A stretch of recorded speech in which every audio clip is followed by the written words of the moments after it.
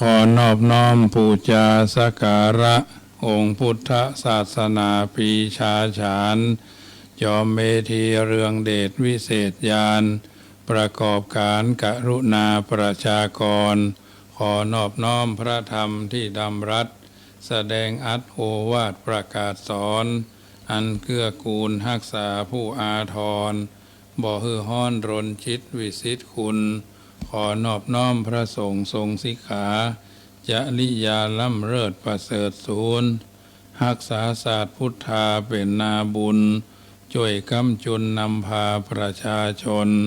โดยเดชานุภาพพระไตรรัตน์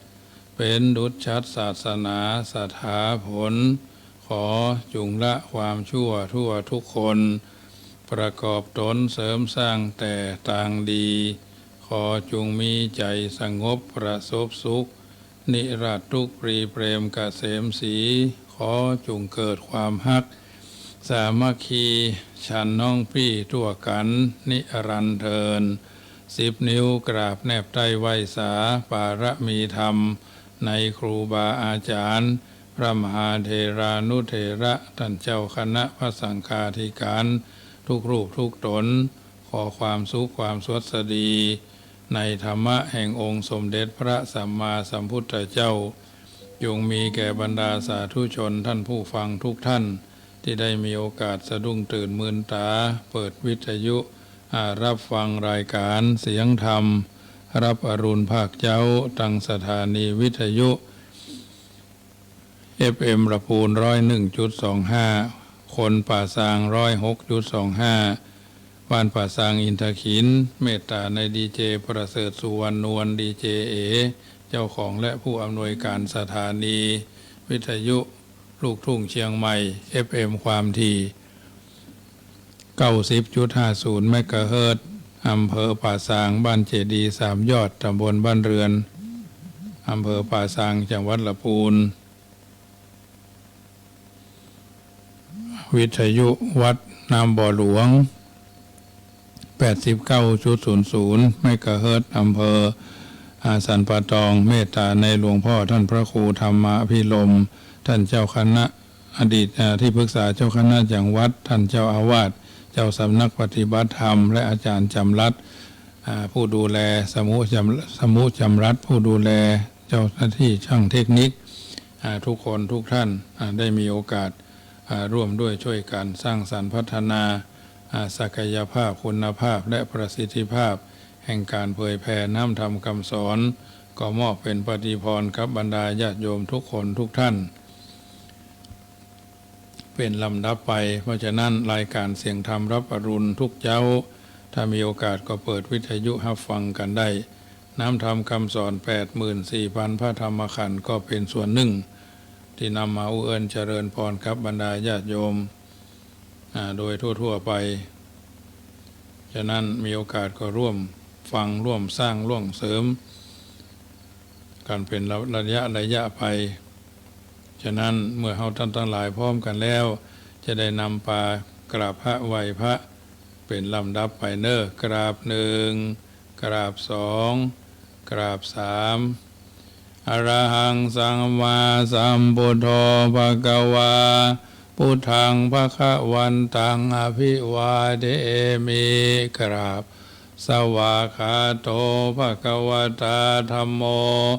ธัมมังนามัสสามิกราบสุปฏิปันโน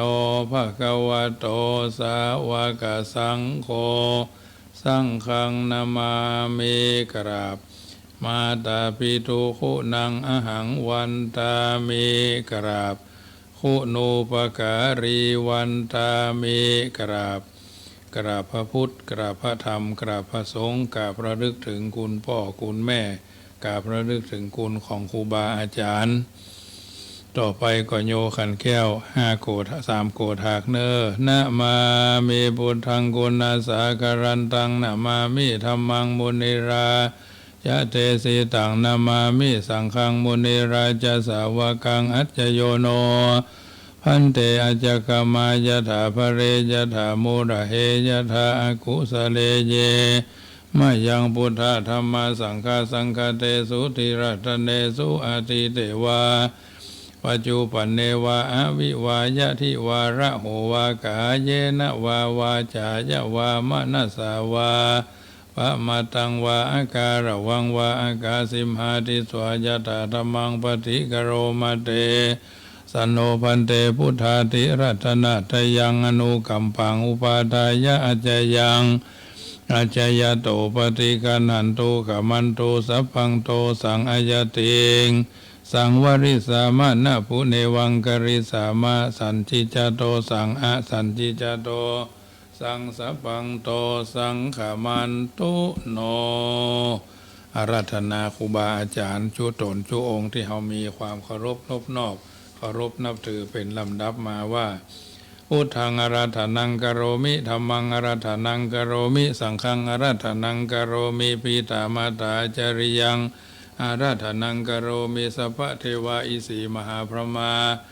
มหาอินทรามหาคุณาอาราธนังกโรมิพลโตเดวราชาดูกลาพญาอินทราตนเป็นใหญ่แห่งพญาสวรรค์ชั้นฟ้าและวิมานมีเทวบุตรเทวดาทั้งสี่ตนสัมพิทักษ์รักษาผู้พักรักษาคุ้มครองรักษาตนตัวเป็นต้นว่าพระยาทัตตะลัทธะรักษาติสากัมวันออกอันเป็นเจ้าเป็นใหญ่แก่กันทพะทั้งหลายมีหมู่กันทพะทั้งหลายมากกว่าแสนโกฏเป็นบริวารมีลูกมีหลานได้101 ตนย่อมมีชื่อว่าอินตาเสียงชุตนทัดนั้นมาพญาวิรุณหะตนอยู่ศักษาทิสะกัมไตอันเป็นเจ้าเป็นใหญ่แก่กลุ่มพันธะทั้งหลายอันมีหมู่กลุ่มพันทั้งหลายมากกว่าแสนโกฏเป็นบริวารมีลูกมีหลานได้101 ตนย่อมมีชื่อว่าอินตาเสียงชุตนและทัดนั้นมาพญาวิรูปคะ อันอยู่หักษาทิสะกัมวันโตเป็นเจ้าเป็นใหญ่แก่นาคทั้งหลาย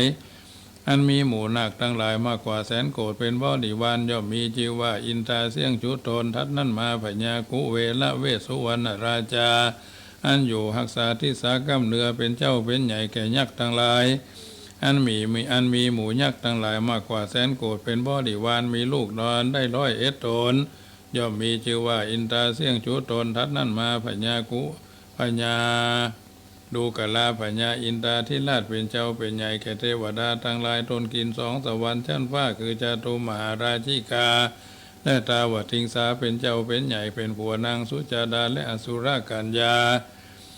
ในกาลบัดนี้หมายมีเจ้าสมณะสัทธาพระมหาประสิทธมาพินันโทเจ้าอาวาสวัดยังกำเวียงเวลุคามป่าสร้างพร้อมทั้งทายกทายิกา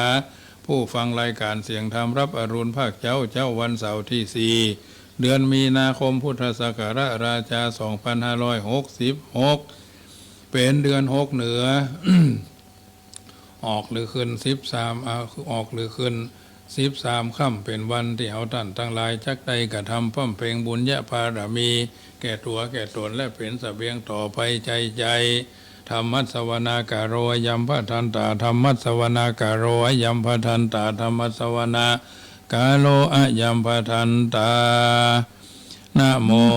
ตัสสะภะคะวะโตอะระหะโตสัมมาสัมพุทธัสสะนะโมตัสสะภะคะวะโตอะระหะโตสัมมาสัมพุทธัสสะนะโมตัสสะภะคะวะโตอะระหะโต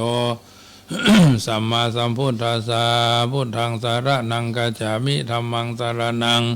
กัจฉามิสังฆังสารนังกัจฉามิทุติยัมปิพุทธังสารนังกัจฉามิทุติยัมปิธัมมังสารนังกัจฉามิทุติยัมปิสังฆังสารนังกัจฉามิตติยัมปิพุทธังสารนังกัจฉามิตติยัมปิธัมมังสารนังกัจฉามิตติยัมปิสังฆังสารนังกัจฉามิสารณกรรมานังปานาติปาตาเวระมณีสิกขาปตังสมาธิยามิอาทินาตานาเวระมณีสิกขาปตังสมาธิยามิกาเมสุมิจาจาราเวระมณีสิกขาปตังสมาธิยามิมุสาวาตาเวระมณีสิกขาปตังสมาธิยามิสุราเมระยะมัจจะปมาตฐานาเวระมณีสิกขาปตังสมาธิยามิอิมานิปัญจสิกขาปทานิสมาธิยามิอิมานิปัญจสิกขาปทานิสมาธิยามิ อิมานิปัญจสิกขาปัตตานิสมาธิยามิ พุทโธสัพพัญญูตญาโนธัมโมโรกุตตโรนาวาสังโฆมะคะภารโตจาอิเจตังรัตนะตยังเอตัสสะอานุภาเวนะสัพพะอันตรายโยวินาศสันตุโนภควาโรกาวินาสนังนามุทาติหารังอากาศินะโมพุทธายะนะคือทวารโมบันดาลหือปากฏพูดกำหนดถือแน่วแน่ทาอย่ามืดมิดและเมามัวยะอยู่บนหัวเปิดโรกาวิทูขายะโมยะอโคหามัสมิงโลกัสสะอุอามาสหจินตามหาจินตามโนสาจินตาเทวนาปุริสาจิตังราชาจิตังพระมโนจิตังพระมณีจิตังอรากาจิตังคุสาจิตังคุโนจิตังพยโคจิตังพยคาจิตังอิทิจิตังสัพพะมนุสาจิตังสัพพะเทวตาจิตังสัพพะสัตตาจิตังสังวรายามะเอหิอาคัจฉายะอาคัจฉาหิอิติมะมะเจตสาธิชิวหายะเมทุวังวาจังจิวหาวายันติสตังสุตวาปิยะนุนาปิยาเยวาทุวาทิสมังมังนะสินะหานะโสนะโมพุทธายะทุมหิภาโวติตินะโมพุทธายะนะโมธัมมายะนะโมสังฆายะอภมาโนพุทโธอภมาโนธัมโมอภมาโนสังโฆพุทโธเมนาโถธัมโมเมนาโถสังโฆเมนาโถพุทโธติโรกติโพจานังธัมโมติโรกติโพจานังสังโฆติโลกติโพจานังมัตติโลมาโรมาอ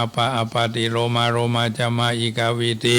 ติวิกาอิราชาคาตาราสาติหังจโตโรถินังพิสัมระโพปุสัตพุทธโสมานะการิธาโทภะสัมสัมวิเทกากาพุทธปันธุธรรมวะคาวาโทโนโอมะมะวาอเวนุสุสาติสุขิติมาสุภาจโลสุสีลาวาสุภากาโตยสาสีมาวะเจทีโลเกสาโลวาอสัมพิโตมาโควิสาทิโนมากุปิยาวเยพิเยสวะหงภูเยอาพุทธมาอุณโมปุทธายวิละทะโยวิละโคนายังวิละหิงสาวิละทาสีวิละทาสาวิละอิทิโยพุทธสามานีมามะ พุทธสาสวะโหมากาสัจจติมิตาอินตาติมิตาพระมาติมิตาอสุรกายติมิตายคตาติมิตาสัพพมิจฉาทิฏฐิมิตาสัสุราชาติมิตากามโภจนากาติมิตาอสุราชาชุมพูติมิตาสัพพัญญุตวาติมิตามหาอนันตติมิตามหาโมคคาราติมิตามหาสารีพุทธติมิตาทรณีสีคุตติมิตานะโมพุทธัสสะนะโมธัมมัสสะนะโมสังฆัสสะสยถีทางหุโรสวหายนะการังพิตาปปังวินาสันตุโมกัลลังมัตตาปปังวินาสันตุพุทธการังยะทิปปังวินาสันตุทาการังอริยปปังวินาสันตุยะการังอัตตโนปปังวินาสันตุนะโมพุทธายะนะโมธัมมายะนะโมสังฆายะอะโมสัพพเทวตานะโมอริยานะโมอาจาริยานะโมปิตานะโมมัตตาระคันโตอมนะโมพุทธัสสะอมนะโมธัมมัสสะอมนะโมสังฆัสสะองเกตุรักขเทวานังมังละคันโตเทวตานะโมเมสัพพเทวานังสัพพะโคหาจะเทวตาสุริยังจันทังปมุจจันติสัสสิภูมิโมระเทวานังพุทโธรานังภวิสติสิโวสุโขโสโรเขตุจะมหาราพังสัพพะทุกขังสัพพะพยังสัพพะโรคังวินาศสันติสารพัดเคราะห์สารพัดโศกสารพัดโรคสารพัดภัยสารพัดเสนียดจันใดไปเสียในวันนี้ชัยยะจงมาเป็นพระสิทธิแก่ข้าพเจ้าสวหายะวันนี้วันเสาร์นักขตะโสรินทางสัมพุทธังมุนินาสัทธังนายกังโสรีพระภาวิโรจมานังวิโรจมานังโสรินทังศิลสานามามียะโตหังภคินีอดิยายะชาติยาชาโตนาภิชานามิสัญจิจาปานังชีวิตาวโรเปตาเตนะสะเจนะโสทิเตโหตุโสทิคาภาษา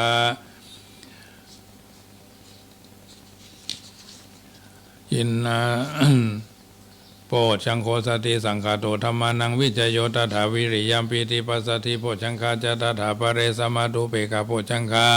สเตเตสัพพทัสสินามุนินาสัมมาทัคขาตาภวิตาภหุลีกาตาสังวัตันติอภิญญาญานิพพานายาเจโพธิยาเอเตนะสัจวัจเจนะโสติเตโหตุโสติกาปะโหตุสัพพทาเอกสัมมิงสัมมาเยนะโถโมคันรานันจักขัสสะปังคิราเนทุกิเตทิสวะโพชังเคสัตตะเตสติเจตตังอภินันทิตวารโรคามุนจิงสุตังคเนเตนะสัจวัจเจนะโสติเตโหตุสัพพทาเอกทาธรรมราชาภิเครัญเยนะพิปิริโตจุนทัตเถเรนะตัญเยวะพนาเปตัว นาสาธาลังสามโมทิตวจะอาภาธาตัมหาวุธาสิธานาโสเอเตนะสัจวะเจนะโสทิเตโหตุสัพพทาปะหินาเถจะอาภาธาตินานัมเปมะเหสีนามะกะหาตากิเลสาวะปัฏฐานุปฏิธรรมตังเอเตนะสัจวะเจนะโสทิเตโหตุสัพพทาอิติปิโสภควาพระสาวเทวาวิญญาณสัมปันโนโสทายะอังคุลิมาลาปริตังมังละกันตุสัพพทาสัจจิปิโสภควาพระสาวเทวาวิญญาณสัมปันโนโสทายะอังคุรามาริตังปะมังละกันตุสัพพทาอิติปิโสภควาพระสาวเทวาวิญญาณสัมปันโนโสทายะอังคุริมาลาปริตังมังละกันตุสัพพทาโสอิติปิโสภควาพระสาวเทวาวิญญาณสัมปันโนโสทายะอังคุริมาริตังปังคละขันตุสัพพทาอามาหังคิปจิตาพุทธังอภิปูชยามิธรรมหังคิปจิตาพุทธังศีลสานามามิคิปจิตาพุทธานุภาเวนัสสทามหายโสภวันตุเมคิปจิตาพุทธานุภาเวนัสสทามหาลาโภภวันตุเมคิปจิตาพุทธานุภาเวนัสสทาโสธีภวันตุเมมหาเถรามหาราภาอริยาอิทาปกตาอุตมาศีลสัมปันนานาเทเวหิปูจิตามหากัจจายโนเถโลมหาลาโภจสีวลีอิทิโกอุปคุโตทิวรนาเมนาวิสุตาวันธามิหังตโยเทเลมหาลาภาปัสสาธิเกเตมราปัจจยาทิหิปูชาลหาสุมานิตามหาลาภาอุปจันตุไมหังสักการาการิโนขมานาขมานังไมหังสังวัตโตวโสทินาวานิจังพุทธธรรมถังเวปุรังอธิกาจตุวันธามิหังตโยเถเลศิลสัทธิภคารโวสัพพะกะเรนะธรรมถาปัตตนาเมสมิจันตุมหาเถรานุภาเวนะสัพพะกิจังสมิจันตุสักการานุภาเวนะมหาลาภาภวันตุเมติสัมปติชามินาสังสีโมพระมาจมหาเทวาสัพเพยะฆาปรายันติพระมาจมหาเทวาพิราภาภวันตุเมมหาปุญโญมหาราโภภวันตุเมมิเตภาหุหติพุทธมาอุนะโมพุทธายะวิระทะโยวิระโคนะยังวิระหิงสาวิระทาสีวิระทาสาวิระอิทิโยพุทธสามานีมามะพุทธสาสวะโหมสัมปติชามิเพ่งเพ่งพาพาหาหารือนะโมพุทธายะพระพุทธไตรรัตนญาณมณีนพรสีสหัสสะสุธรรมาพุทโธธรรมโมสังโฆยะถาพุทธโมนะพุทธบูชาธรรมบูชาสังฆบูชาอาคีทานังวรังคันทังสีวรีจมหาเถรังหังวันทามิทูระโตหังวันทามิสัพพาตุโยหังวันทามิสัพพโสพุทธธรรมสังฆบูเชมิสัพเพพุทธาสัพเพธรรมาสัพเพสังฆาปรับปตาปเจกานันจะยังพรังอรหันตานันจะเตเจนระขังพันธามิสัพพโสพุทธังอธิฐามิธรรมังอธิฐามิสังฆังอธิฐามินะโมพุทธายะนะโมธัมมายะนะโมสังฆายะพุทโธเมนะโตธัมโมเมนะโตสังโฆเมนะโตนะมามิติรัตนะได้ยังสิทธิกิจจังสิทธิกัมมังสิทธิลาภังภวันตุเมสิโลเมพุทธเทวันจานาราเทปุมาเทวตาอิสโลตะกีนาปะหุงวามหาเทวิสุกัมมสิทธิกิจจังสิทธิกาเลตถาคตังสิทธิเตเจนะอาจาริเยนะมามิหังปินทิเตอาจิริยปาทะอินตราวินาสันตุปารามิตานุภาเวนะมราเสนาปราชิตาทิโสทิสังปรายันติวิสังเสติอาเสสโตตถาเคสีคงคาโสตังสัตโตยะถาโสตังปวัตเตนตามราเสนังปฏิทิตุงอสกลโตปรายิงตุอัทเคสีอุทกาปฏิทังยะถาคงคาโสตังสัตโตยะถาโสตังปวัตเตนตามราเสนาปฏิทิตุงอสกลโตปรายันตุปัดเคาะวันเสาร์เนอโสสวดสดีคอราวีกำเนิดข้อเกิดหลายอันข้อเมื่อคืนบ่หันข้อเมื่อวันบ่หู้ข้อเก่าเกลือต่างๆนั้นนะอันเข้ามาในอัฏฐทิศาทั้งแปดให้สู่แควดให้หันออกไปสัพพะข้อจังไรอันมาแต่เก้าข้อได้เล่าตั้งขวงข้อไรหลวงเร่งเล่าคือสู่ย่ายออกไปปันสัพพะข้อตั้งใต้อย่าได้มาเฝือข้อตั้งเหนืออย่าได้มาพอกข้อวันตกวันออกอย่าได้มาพองรักขณาจตาข้อวันนี้วันผู้คือตกไปกับพระหัวสุรินทะอันที่อยู่แหล่งลาสกุณาหมู่ปรามัยไอสวนสัพพะข้อทั้งมวลอันอุบาทสัพพะพญาตอันตรายข้อพาวายเจ็บไข้ข้อขี้ให้แห่งมีข้อหัวปีอย่ามาถูกต้องข้อพี่น้องมาเหือนข้อท่านจกมาใส่ข้อให้นาต่างเต้าข้อผู้เฒ่ามาฝ่าครัวข้องัวควายตัวกาข้อจ้างม้ามาโจรข้อกังวลใหญ่น้อยข เคาะรับไหลบ่ตื่นเคาะบ่จื่นเสกันก็ขอคือตกไปในวันนี้ยามนี้60 ปีจะได้มาเฝ้า9,000 ปีอย่าได้มากาย17ข้อต่างหลายคือระงับกับหายไปโดยอำนาจแห่งพระพุทธเจ้า56ธรรมเจ้า38สังฆเจ้า14คุณพ่อ21คุณแม่12คุณครูบาอาจารย์10คุณทานคุณศีลคุณภาวนาคุณแผ่เมตตาพรหมวิหาราชทั้ง4สัมพิทักษ์รักษาปกปักรักษาคุ้มครองรักษาดูแลรักษาแวดเฝ้ารักษาไปใจโอมเหติทะปะตะกติตติเหวะเววะวิรุญญกะรุกาญะทิรุวิวะเตอมกากากนุนานะนี่นู่นนี่นาทุพาพาโอมเหเทวาเทนิรุตภารุพิสาตรุนิวาจโรเทปะกามุยเหวานานะมากุมภะอมสวหายแก่เหตุละนาสัพพทุกขาสัพพพยาสัพพโรกาสัพพอันตรายามหาจเยมหาราพังอายุวันนังสุขังปรังภวันตุเตสิโรเมพุทธเทวันจะอมสลีสัมปโทโลกานาฏกองอากาศกว้างกลางหาวเจ้าเมืองใกล้ไกลแสนโยชน์ล้านโกฏจักรวาลนกบินวนโหนอากาศตอมก็มาด้วยน้ำมาด้วยปากกูยำมาด้วยกำกูแม่นอมสลีสหะสัทธิตถาองค์กาศกูจักสวดพุทธคุณธรรมคุณสังคุณอำนาจแห่งบุญบารมีที่ข้าพเจ้าสั่งสมอบรมมาและท่านศรัทธาทายกทายิกาสมณะศรัทธาปากันกระทำปั้มเพ็งในส่วนที่ดีบวกดีคูณดีอาหารดีไปใจก็จักสวดคือมนุษยชาติยิงใจตั้งหลายไก่ใกล้มาก็มาบอกกาเตเนอสัตติปุระโตโสติจยมังกลังสิทธิสัมปันนังกูจนาถังเอหิปิยังปิยาอาคัจจันตุอาคัตสิทธิวันตามิสีโลเมพุทธเทวันจานาลาเทปิยังมะสิทธิกิจังสิทธิกัมมังสิทธิลาโภสิทธิทถาคโตจยตุภวังจยสุปมังกรังจยสุถีภวันตุโมภวันตุโวพุทโธโยแก้วคาดธัมโมโยแก้วคาดสังโฆโยแก้วคาดติปิโสภควา เอหิจิตตังเอหิจิตตังมโนรัมมังเอหิจิตตังพิยังมะเอหิจิตตังมโนรัมมังเอหิจิตตังพิยังมะเอหิจิตตังมโนรัมมังเอหิจิตตังพิยังมะสวาหะสวาหุมติสทาสุธีปวันทุโว พาหุงสหัสสมาเพเนเมตาสาบุตันตังกรีเมการังอุติตะโครัสเสนะมารังทานาทิธรรมวิธีนาชิตวามุนินโดตันเตจสาภวตุเตจยมังกรานิมาลาธิเลกามาพิโยจิตาสัพรติงโครัมปนารวกามกามตัตยขังกันติสุตันตวิธีนา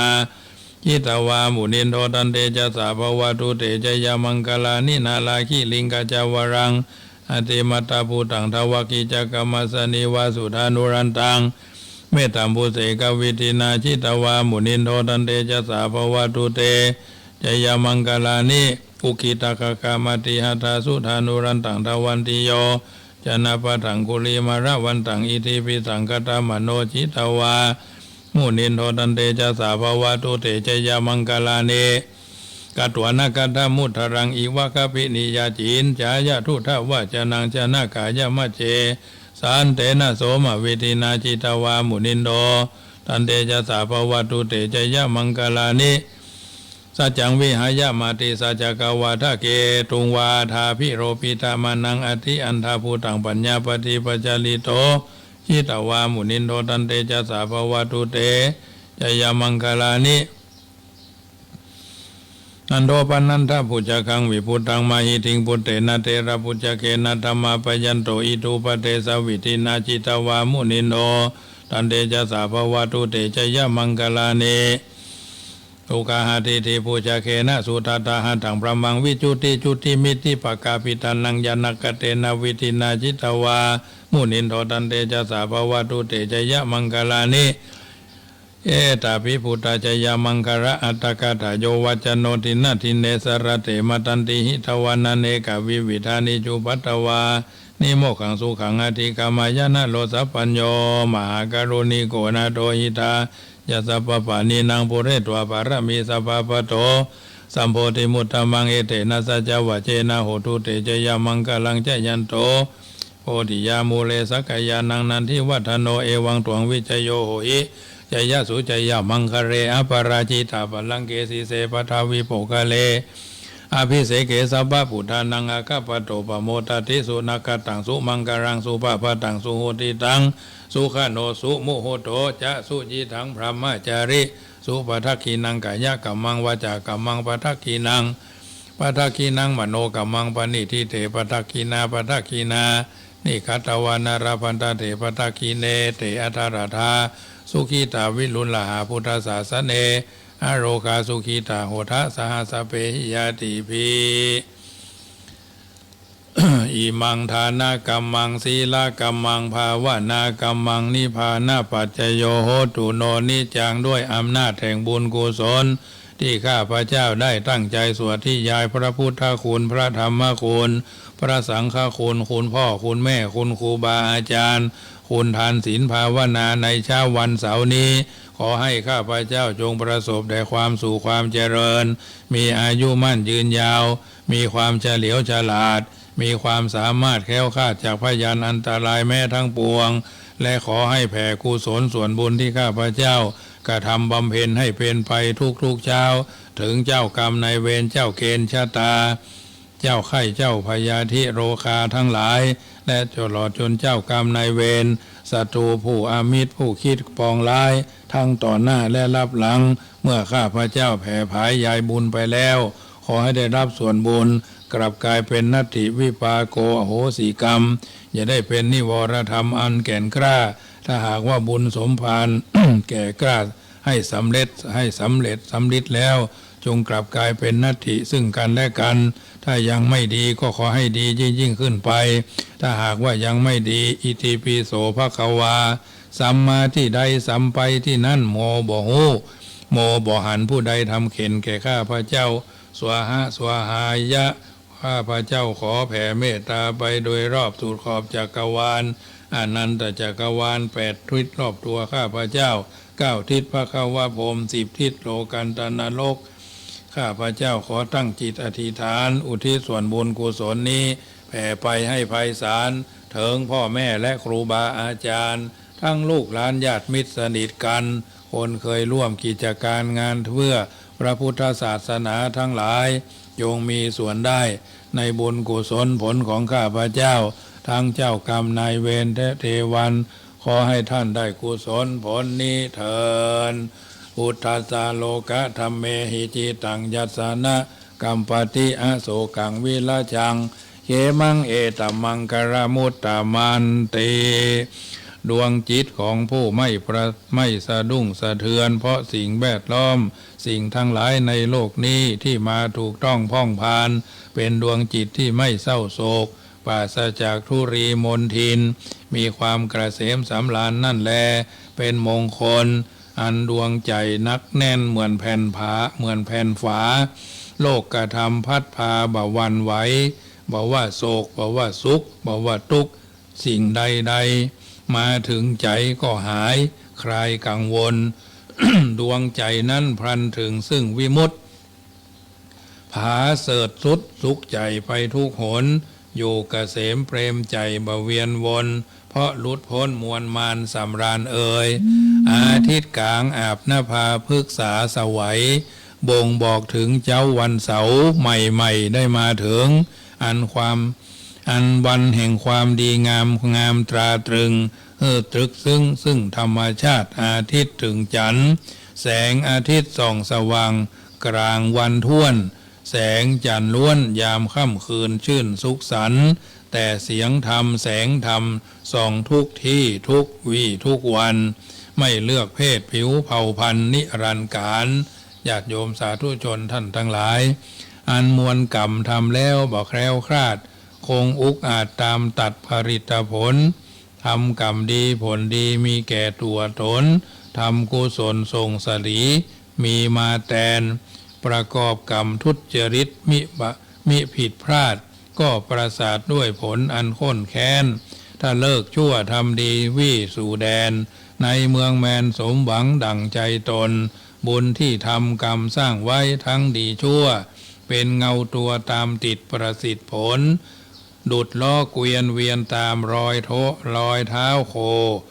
กระทั่งพ้นจากวัฏสังสาราเสื่อมเมื่อทราบชัดเช่นนี้ทีระชนประกอบกุศลบากบั่นมันอุตสาห์ดับกิเลสการีมีเมตตาทั่วโลกาสุขสมปารมเอ่ยเจอกันเจ้าวันนี้เป็นเจ้าแห่งวันเสาร์แห่งการทำความดีกับตัวกับตนของแต่ละท่านสะดุ้งตื่นขึ้นมาแล้วเสาสีม่วงครามยามเจ้ารุ่งยามแจ้งลุ่งเจ้าเอาใจพอเฝ้าห่วงหาใยซึ่งกันและกัน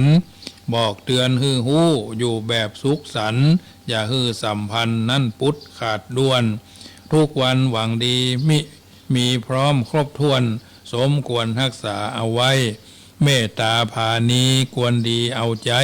โลกนี้จักได้ห่มเย็นทำบุญไว้เตอะมันตึงจำเป็นหลีกเว้นกรรมเวรเป็นสุขแต่เจ้าเป็นสุขแต่เจ้าเลิกงามยามดีที่กำหนดไว้ต่างวัดนั้นได้เป็นวันที่2 พฤษภานั้นจักอันผู้จบทองเทวีเลิกคองพุทธผ่องเจิดจ้าหาเรื่องที่ดีมาสู่อารามทั่วหน้าสุขสำราญบันใจทั่วทิศเพราะฉะนั้นวันนี้เป็นวันเสาร์ที่ท่านทั้งหลายคงจะสะดุ้งตื่นมื่นตาขึ้นมาเป็นส่วนมากเป็นส่วนใหญ่เหลียวซ้ายแลขวาเสียงนกเสียงกาห้องห้องเช้าเฮาควรจะเป็นคนใจดีจะใจดีก็ต้องดูตาม้าตาเรือใจบาใจดีพิษคนพิษที่พิษเวลาหากใจมีอยู่บ่เป็นหากใจดีแต่อยู่แบบเจ๋นอยู่แบบจ้างบ่ฮู้จังวะเวลาก็นำมาซึ่งความทุกข์แทบบ่ต่างอย่างกับการเป็นคนใจร้ายใจดีแต่อยู่แบบจ้างจะทำร้ายตัวเก่าควรคนใจร้ายก็นักไปในทางทำร้ายคนอื่นใจดีคือใจสว่างใจเมตตาใจกรุณาอยู่เป็นคือมีปัญญามีความรู้มีความเข้าใจมีเหตุมีผลมีเมตตาและปัญญาต้องมาคู่กันเสมอจะทำอะไรก็ต้องใจถึง2 สิ่งไปพร้อมกันใจเมตตาอย่างเดียวก็บ่ได้ใจปัญญาอย่างเดียวก็บ่ดีเหมือนมีเท้าขวาก็ต้องมีเท้าซ้ายจึงทำให้ชีวิตเดินไปตั้งหน้าบ่สะดุดบ่หกล้มกลางคันเปิ้นบอกว่าลวกอยู่ที่เก่าบ่ต้องง่าวเตียวต่างลวกอยู่คนเดียวบ่ต้องง่าวเป็นหมู่เพราะฉะนั้นหนังสือ1 เล่มต้นทุนค่ากระดาษแพงกว่าค่าความคิดนักเขียนอาหาร1 จานค่าหลายชีวิตเพื่อ1 ชีวิตรอดบทเพลง1 เพลงโด่งดังแต่ไผ่พ่องจะหู้จักชื่อคนแต่งคนใจแห่งงานเหนื่อยที่สุดงานนักที่สุดแต่กลับได้กล้าตอบแทนน้อยที่สุดชีวิตราคาถูกกว่ากล้ายารักษาชีวิตทิ้งคนครอบครัวไปทำงานหวังความร่ำรวยไปทางหน้าจะช่วยได้มาอยู่ร่วมกันอย่างอบอุ่นสะดวกขึ้นมีเทคโนโลยีก้าวหน้าแต่ชีวิตกลับยิ่งซบเซาซับซ้อนยากลำบากกว่าเดิมอู้กับคนไก่ข้ามโลกง่ายดายเสียงภาพชัดเจนแต่กลับบ่เคยได้ยินเสียงน้อยๆของคนใกล้ตัวเลยเมื่อตอนน้อยๆอาศัยครูบาอาจารย์ตั้งแต่เริ่มหัดเขียนเฮียนอ่านละพ่อละแม่ซื้ออาหารให้ลูกคนอื่นหลานคนอื่นพ่อแม่คนอื่นที่เจ้านายคนอื่นแต่บ่เคยเหลียวดูพ่อแม่ของตัวเก่าเลยก็มีเยอะทำบุญวันเกิดแฟนที่รักดาริ่งอันยังก็แล้วแต่ที่ได้อยู่ร่วมกันได้ห่มผ้าห่มผืนเดียวกันแต่บ่เคยว่าหู้ซึ้งตรึงตาวันเกิดพ่อวันเกิดแม่ไม่เรียกว่าอากตัญญูแล้วจะเรียกว่าอะไรจุดฝากเป็นการบ้านทางหูด้วยนะสุขภาพสำคัญจึงอดทนนอนน้อยทำงานนักเพื่อจะมีเงินตราจ่ายค่ารักษาโรงพยาบาลแปลงความคิดยิ่งใหญ่อุดมการเลิศล้ำพอการไกเมื่อมาถึงวันนี้ก็จะไปลืมวันนั้นเคยเป็นบวชตุเป็กพระอยู่วัดไหนข้ามไปเหี้ยเพิ่นถึงบอกว่าข้ามแข่งก็เป็นหมา ข้ามขาก็เป็นแมวข้ามเอวก็เป็นวอกข้ามหัวข้ามเก้าก็เป็นสัมภเวสีตายบดีหมูนี่นะเพราะฉะนั้นอยู่จากวัดไหนเคยบวชเน้นที่ไหนเป็กตุที่ไหนจะไปลืมพระอุปชากัมมวาจาจารย์อนุสาวนาจารย์เคยไปถ่ายนักถ่ายเบาไว้ที่ไหนก็ไปโดยทำบุญเหี่ยพ่องบอกว่าอยู่กรุงเทพบอกว่าอยู่ต่างจังหวัดแม้กระทั่งเดินทางไปต่างประเทศก็ไปมาแล้วข้ามน้ำข้ามทะเลเฮาก็ไปมาแล้วนึกถึงสถานที่หั่นอย่าอากตัญญูต่อสถานที่อย่าอากตัญญูต่อข้าวของเครื่องใช้อย่าอากตัญญูต่อข้าวน้ำดินน้ำลมไฟเพราะเป็นคนใช้ไม่ได้จะเป็นด็อกเตอร์ปริญญาโทปริญญาตรีก็สู้คนบ้านนอกคอกนิคมมาได้เพื่อนมีความกตัญญูต่อสรรพสิ่งสรรพสัตว์นะความคิดยิ่งใหญ่อุดมการเลิศล้ำมองการไกลวางเปลี่ยนแปลงโลกถ้าว่ายังรับผิดชอบชีวิตตนเองยังไม่ได้ก็ไร้ค่านะเพราะฉะนั้นคุยในสิ่งที่บ่มีความหู้แต่มั่นใจว่าหู้จึงบ่หู้ตัวเองบ่หู้และคิดว่ารู้เนาะศีลบนกลายเป็นความปกติกลายเป็นมารยาททางสังคมความซื่อสัตย์กลายเป็นสิ่งที่ผิดปกติกลายเป็นไร้มารยาทเลวทรามผู้ใหญ่ใจแคบเรียกร้องให้เด็กอ่อนน้อมส่วนเด็กหยาบคายเรียกร้องให้ผู้ใหญ่ใจกว้างผู้ใหญ่ดึงผู้ใหญ่ดึงผู้น้อยดันคนเสมอกันสนับสนุนตามหลักของมนุษย์ทั่วไปนะแสวงหาความเข้าใจจากคนอื่นด้วยการต่อว่าคนอื่นถากถางคนอื่นกระแนะกระแหน่คนอื่นอวดล่ำอวดรวยอวดมั่งอวดมีหน้ามีตากว่าคนอื่นและบ่เคยเข้าใจตัวเองเลยอันนี้เป็นคนอยู่เฉยๆคงจะเป็นมนุษย์ไม่ได้เพราะใจบ่สูงพอคิดสูงขึ้นถึงดวงดาวสองเท้าขึ้นติดดินเมื่อมาถึงวันนี้อย่าไปลืมวันนั้นโหยหาความฮักไล่ล่าไผ่สักคนเข้ามาฮื้อความฮักแล้วเรียกขานสิ่งนั้นว่ารักแท้รักจริงความสุขคือสิ่งสำคัญจุงตาตัวหาความสุขทั่วหน้าด้วยการทุบทำลายความสุขวันนี้เพื่อจะตีความทุกข์มีความสุขไปเรื่อยๆความทุกข์ไปเรื่อยๆโดยหวังว่าสักวันจะได้พบความสุขแท้โลกพาเฮาทุกคนเดินมาไกลแล้วเอาเดินทางมาตัวหาสิ่งแต่ดันหลงลืมไปเสียแล้วว่าเอาตัวหาอันยังตัวหาไผเอากลับบ่ได้และไปบ่ถึงและบ่ฮู้ว่าตัวเองอยู่จุดไหนและกำลังจะไปไหนเดินไปเดินกับบ่เดินเคลื่อนไหวกับหยุดนิ่งเหมือนว่ามีค่าเท่านั้นสิ่งเหล่านี้คืออย่างที่เฮาเรียกกันว่าชีวิตของผู้เจริญแล้ว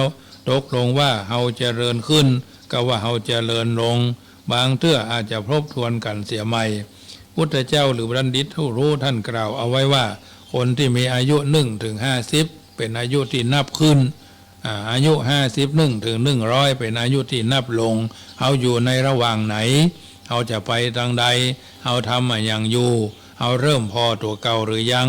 มองตัวเก่าหรือยังฝึกตัวเก่าหรือยังทบทวนตัวเก่าหรือยังเพราะฉะนั้นต้องดูตัวเก่ามองตัวเก่าพอเข้าใจตัวเก่าบางเทื่อก็อาจจะโดนคนนั้นกระทบกระทั่งเสียดสีจนเป็นนิสัยชอบกระทบกระทั่งเสียดสีคนนั้นเป็นนิสัยเป็นความเคยชินคนถึงบอกว่าสะดวกนักมักง่ายสบายนักเกยตัวหูซึกดีกับตัวเก่าคือจุดเริ่มต้นของชีวิตที่ดีเป็นไปได้ที่เราจะมีชีวิตที่ดีหากเราบันทึกในความทรงจำในการเดินทางชีวิตที่สำคัญเคยว่าไปหลายวันว่าอคติสี่ลำเอียงเพราะรักลำเอียงเพราะเกลียดลำเอียงเพราะความไม่รู้และลำเอียงเพราะกลัวอย่าให้สี่นี่เข้ามาครอบงำเฮาเพราะฉะนั้นและอย่าอากตัญญูนะ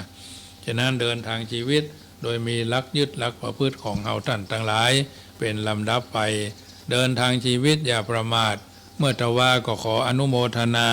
กับคณะของคุณโยมแม่จีรพันธ์โมพ่อและกัลยาณมิตรร่วม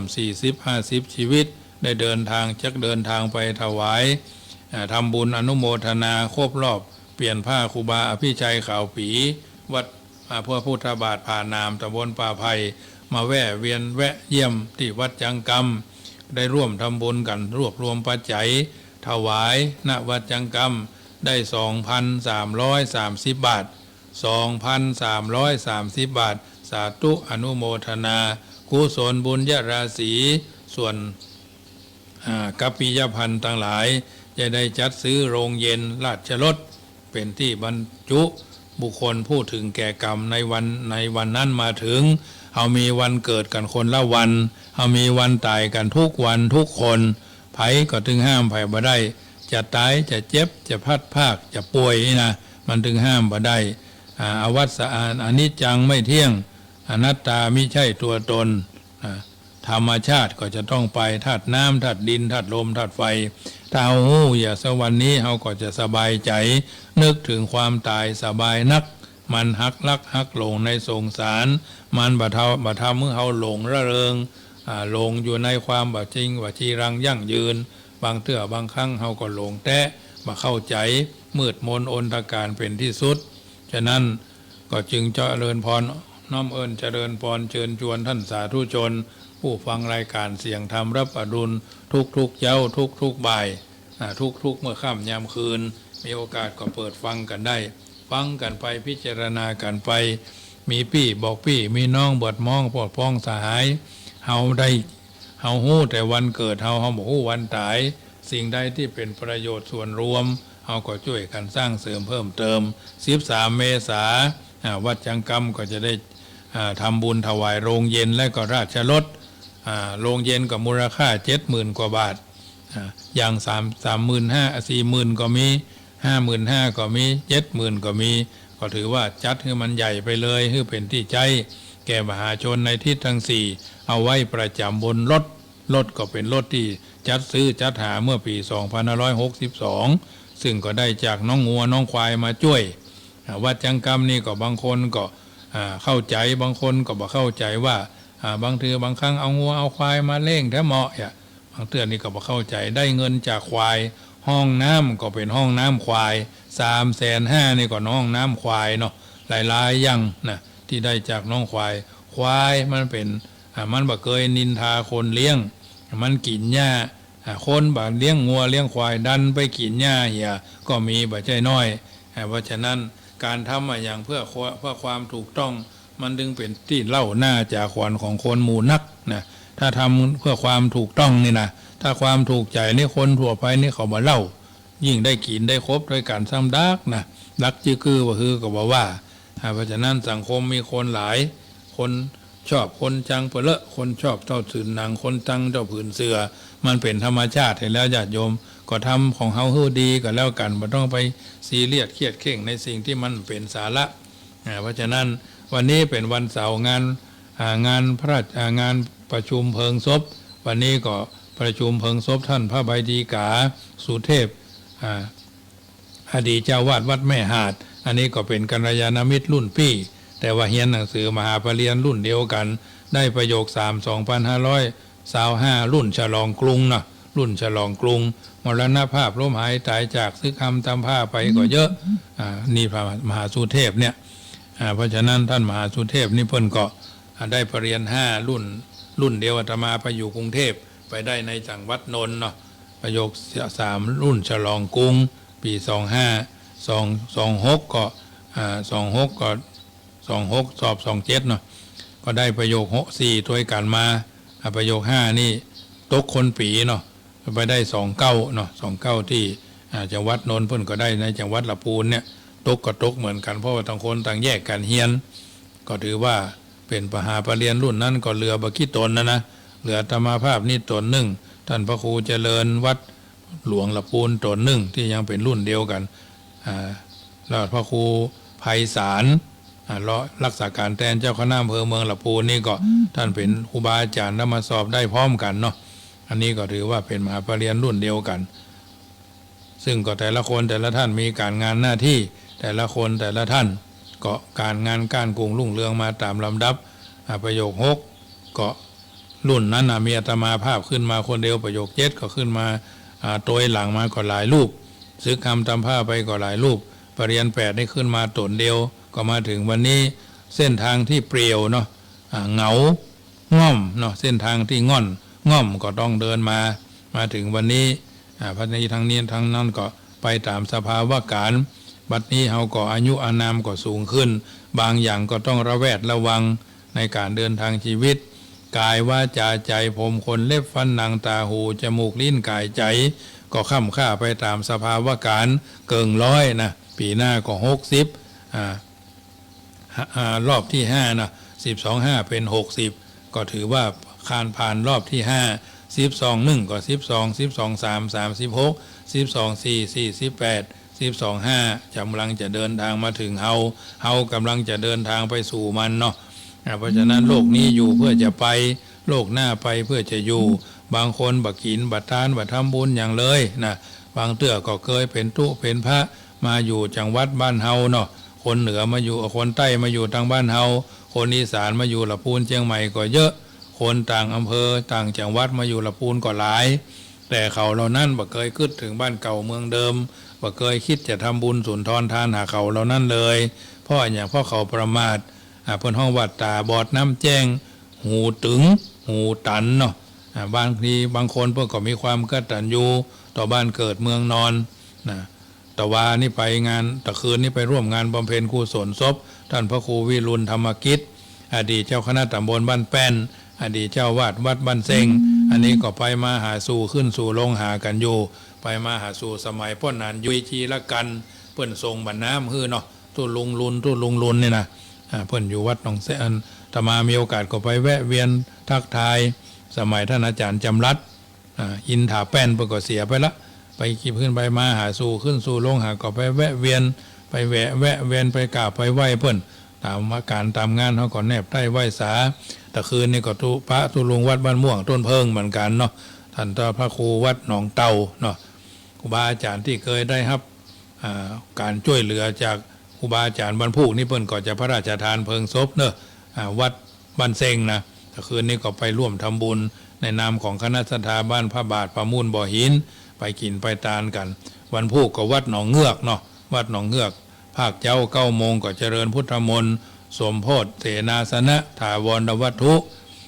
ฉันเพลเสร็จเรียบร้อยก็จะไปวัดปวงสนุกตำบลบ้านกลางอำเภอสันปะตองหลวงพ่อสมจักรวาโรเนาะอดีตเจ้าวาดวัดปวงสนุกตำบลบ้านกลางอำเภอสันปะตองอายุ95 พรรษา28เพิ่นบวชอายุนักเนาะได้28 วาษาก็เป็นพระมหาเถระที่มีอายุสูงแต่ว่าพรรษาท่านบ่หลายครูบาอาจารย์ท่านเจ้าที่ฮับดีกาก็คงจะได้ไปกันหลายวัดวันพวกนี้นะวัดปุ้นวัดขวามุงตำบลหนองแฝกอำเภอสันทรายอันนี้เพิ่นก็เป็นคนแม่แจ่มไปเป็นเจ้าวาดอยู่ตรงนั้นอายุ52นี่ท่านเป็นมะเร็งร้ายเนื้อร้ายเพราะฉะนั้น ก็มีโอกาสก็ไปกินไปทานได้แล้วก็วันพวกนี้ก็งานส่งน้ำอาทิกระดูกครูบาเจ้าครูบาเจ้าวัดบ้านปางศรีวิจัยเนาะแต่ว่า 3-4-5นะ2-3-4ก็หาวัดพระพุทธบาทผ่านนามก็คงจะผ่านไปแต่ว่าแล้วเนาะเสร็จแต่ว่าวันนี้ก็คงจะมีอยู่ลอมแหลมเนาะวันนี้นะวันพุกก็วัดครูบาอภิชัยเขาวันพุกก็ครูบาวัดบ้านปางแล้วก็ส่งน้ำวันที่แล้วก็ปล่อยหลวงวัดเมืองจี้เนาะ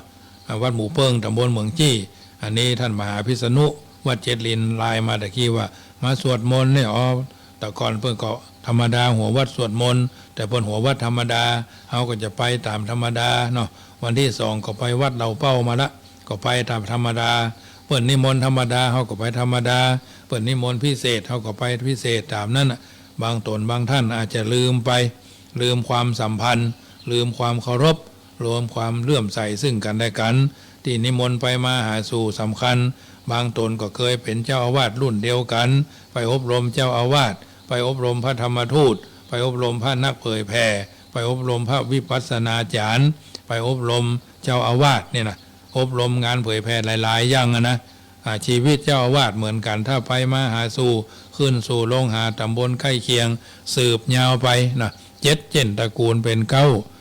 เจนตระกูลเป็นแดนสืบเจ้าวาดหลายตน ปิดมีความใกล้ชิดสนิทสนมซึ่งกันและกันก็ควรจะไปมาหาสู่ความพิเศษบางอย่างขยับขยื่นขึ้นขยับขยื่นลงก็ได้หลายวัดหลายตนเปลี่ยนเจ้าอาวาสใหม่หัววัดเดิมก็อาจจะถูกลบเลือนหรืออาจจะถูกข้ามไปเปิดห้องว่าปิดบัญชีไปเนาะเปิดห้องว่าล้มกระดานเนาะบางเตื้อก็บางวัดกรรมการหัวดำมาคุมเหียะก็มีบางเตื้อก็เจ้าวาดมาใหม่เอากระสายตัวเก่าพุ่นบ้านเกิดเมืองเดินมาซึ่งท่านเหล่านั้นบ่เคยมาและก็บ่เคยไปลืมในตำบลเนาะมาเป็นเจ้าอาวาสใหม่ก็ควรจะพอว่าเอาเป็นเจ้าอาวาสใหม่เอามีหน้าที่ในการที่จะสนองงานคณะสงฆ์เจ้าคณะตำบลอยู่ที่ไหนประธานอปตอยู่ที่ไหนครูบาอาจารย์ท่านใดมีตำแหน่งแห่งหนในตำบลใกล้เคียงขยับขยื่นไปเริ่มเป็นห้องว่าเริ่มโปรโมตตัวเองในทางสร้างสรรค์พัฒนาก็คงจะดีไม่ใช่กินของเพื่อนไว้ของตัวลักกินก่อนซ่อนกินลูนบ่ควรจะมีถ้าทุกรูปทุกตนทุกคนทุกท่านตั้งอยู่ในหลักแห่งสารานิยธรรม6เข้าไปตั้งกายประกอบด้วยเมตตาอันบริสุทธิ์เข้าไปตั้งวาจาประกอบด้วยเมตตาอันบริสุทธิ์เข้าไปตั้งจิตใจประกอบด้วยเมตตาอันบริสุทธิ์ที่สำคัญสาธารณโภคีแบ่งปันลาภที่ได้มาซึ่งกันและกันด้วยความบริสุทธิ์